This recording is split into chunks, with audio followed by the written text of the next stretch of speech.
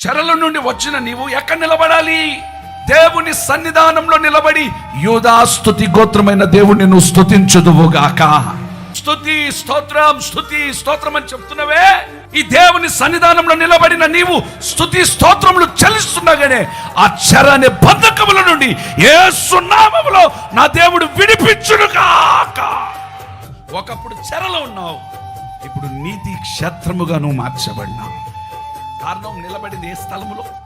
దేవుని మందిరములో. ఈ రాత్రి ఆ నీతి కలిగిన దేవుడు మీ కుటుంబాల్లో నా దేవుడు కార్యములు జరిగించును గాక. నువ్వు నీతి క్షేత్రంగా నువ్వు మార్చబడు. దేవుని కొరకు ఒక విశ్వాస వీరుడిగా మార్చబడు.